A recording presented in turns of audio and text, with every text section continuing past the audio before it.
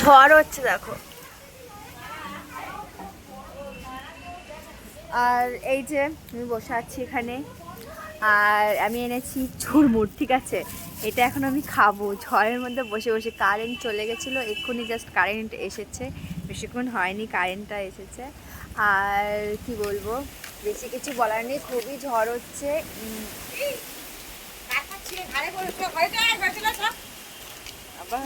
বিড়াল টিড়াল কি করছে ওখানে? আর এই যে সবাই ঝড়ের মধ্যে আমরা বসে আছি। বিড়াল বিড়াল এখানে কি করছে? খা কি ওটা? চুরমুর। না আর কি যা নোংরা ভাবে খাচ্ছে আমার খেতে ফালতু কথা বলিস না। মানে কত বছর খাওয়া হয় না, পুরো ভিখারির মতো খাচ্ছে। তো খুবই ভালো ওয়েদারটা। পুরো মনে হচ্ছে গরিলাটা কথা বলছে। তারপর বাবা আমাকে ফোন করে বলল যে বিরিয়ানি খাবি, আমি বললাম হ্যাঁ খাবো। তো বাবা ওই জন্য আবার আমার জন্য বিরিয়ানি এনেছিল।